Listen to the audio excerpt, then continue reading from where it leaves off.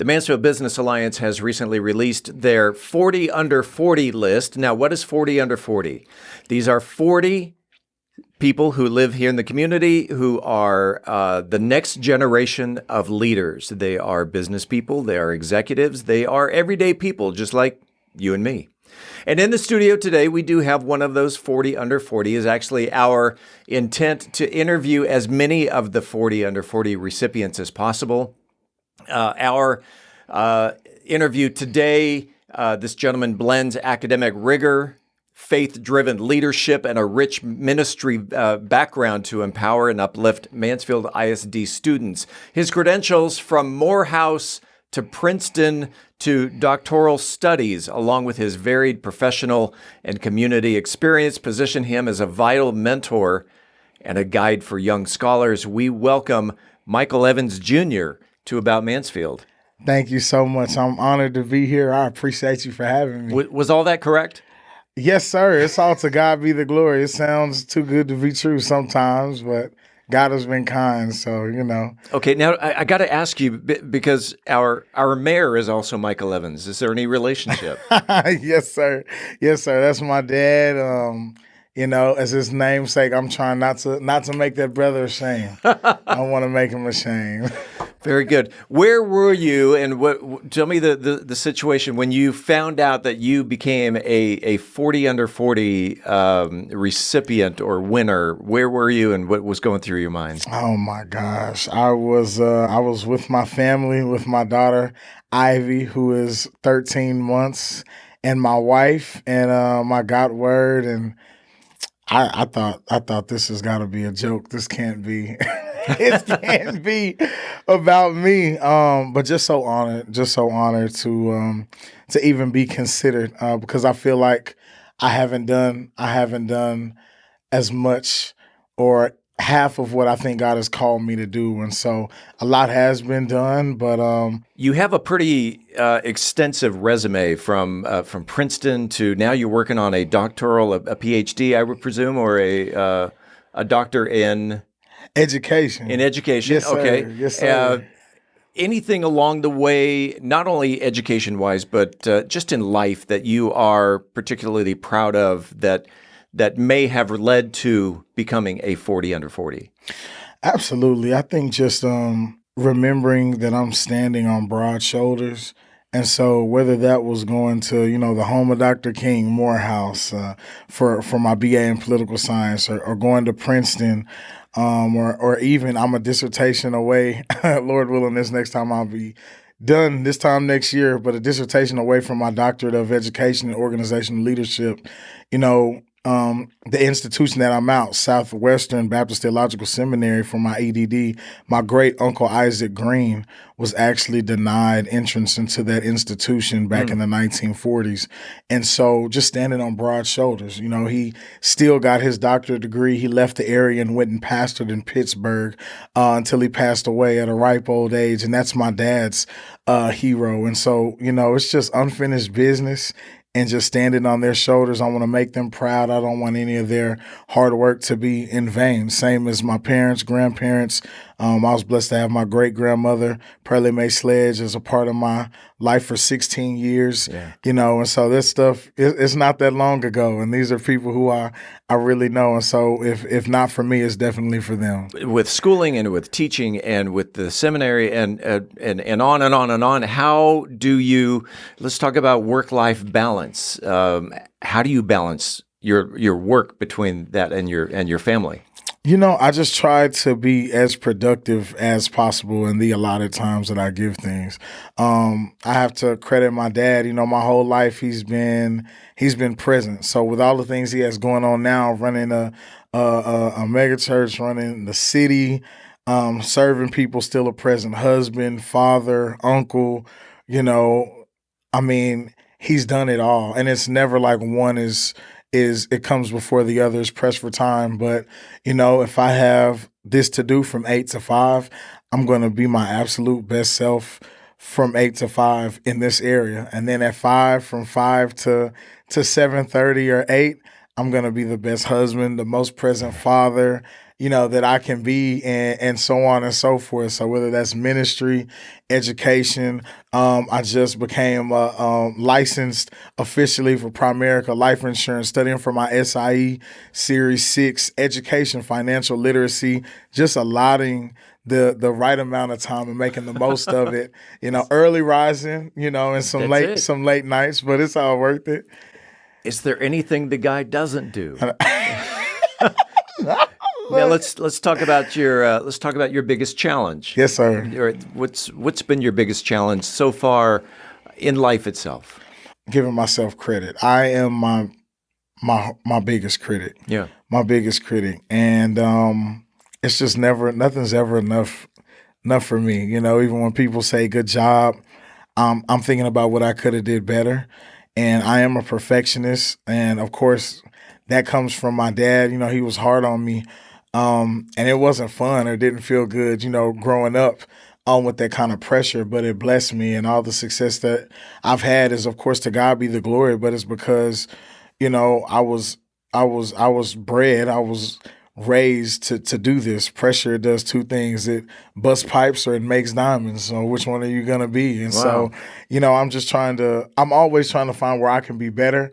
My dad would often call me out when I would do well based on natural ability, but he could tell when I didn't put the time in. And so, publicly it might be claps and, and affirmations, but when we get alone, he'd fire me up about how he knew I was BS. I didn't put the time in. He can tell. It'll pass in front of other people, but did I really give it everything I had? Let's talk about your dad and your future. Your dad eventually became a school board member. Yes, sir. He eventually became the mayor. Yes, sir. So let's call that the city council. You are a school teacher. Yes, sir. An avid teacher. Yes, a sir. teacher and avid. Do you have visions of either becoming a school board trustee or a city council member? I honestly don't. I started working at the Capitol, at the state Capitol, when I was 27. I hadn't even graduated Princeton yet. I was serving as the director of public policy for the Baptist General Convention of Texas Christian Life Commission, and I was representing their interest in the Capitol, specifically for the 87th legislative session. And my 3 years working in the Capitol, it was very informative, to say the least.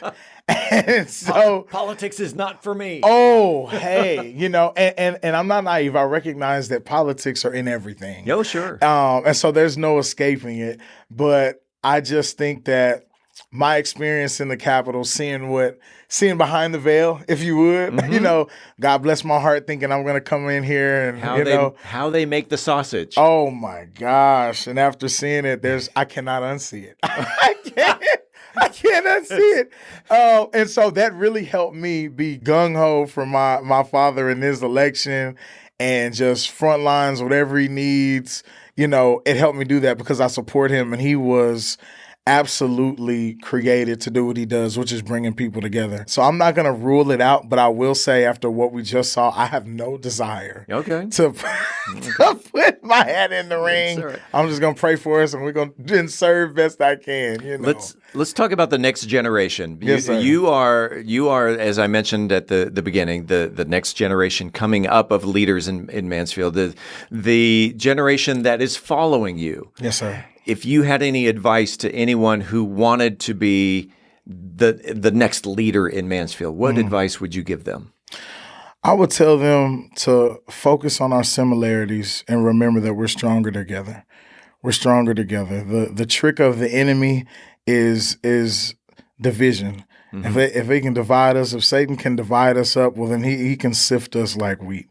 But if we're standing together, it's going to be hard for him to do that if we're on one accord. And so whether that's running an organization that's student-led in school, or trying to start a nonprofit, or when it comes to the city, we are stronger together and we're better together. And if we can focus on the things we have in common, as opposed to the things that, could possibly divide us, man, if it's not life or death, heaven or hell issues, man, let's just stick together and serve so we can all live the best life we can as one community, as God wants it to be. wants it to be. So just try to serve everybody and focus on what we have in common. That would be my advice. That's a good answer. I'm going to conclude this with an open mic. If you want to give any shout outs, you want to give any thanks, you want to give any advice, you want to do anything, the mic is yours. What's on Michael Evans Jr.'s mind? Well, first of all, I just want to thank you for even having me. I appreciate you for letting me. This is fun. Now that is true. This is fun, and so this has made my day. You made my day. Well, thank you. And I'm appreciative for this opportunity. I would like to say just first, to God be the glory for all the things that He's done. The resume sounds good and all that good stuff, but I was there. I know the whole story, and God has been kind. And he's been gracious, and I'm appreciative. Thankful so much to the Bethlehem Baptist Church, just for that faith foundation that's been there for my whole life. Some good people, some real servants of the Most High God who are here to serve all people, regardless of what they look like or how they identify, whether that's politically or anything. I've just been blessed to be around some good people who have set a standard that I would be remiss if I didn't just shout them out and let them know that I remember all the lessons that they taught and the examples they set. I love my dad. I love my mom. My mom is in the background a lot because, the politics and everything, it can be a lot. Oh, sure. And people don't know the stuff that she has to go through or has went through and deals with. And so even though she's behind the scenes, she's so strong in the way that she upholds my father. And all the things that go on. I know he puts on a great front and mask and he'll smile through, the worst of times. But my mom really holds him up. And so I appreciate her. And to my wife, who I love so much, I don't want to make her ashamed. I love her, my daughter. That is my everything. And that's the first of many. There you Lord go. willing, you know. And so just so grateful to the people around me. And I say this and I mean it. I don't want to make them shame. Stand on broad shoulders, want to keep this legacy alive and just fill these shoes that are in front of me, which is no easy thing to do. But I appreciate God for the challenge and for the opportunity. So just want to keep on serving the Lord, serving the people of Mansfield, supporting my father, who is my hero, my pastor, my best friend. Everything that he's taught me, everything that he preaches, I've got to see him live it out. And brother's not perfect, but if I had to give him a rating on life and practicing what you preach, I give him a 98. That other 2% is from all the whoopings I got. I don't appreciate that. Okay. But it blessed me. Yes, it did. And I appreciate it. All right. Michael Evans Jr., congratulations on 40 under 40. To God be the glory. Thank you, sir. Been a pleasure. Thanks for being on About Mansfield. I appreciate you. Thank you.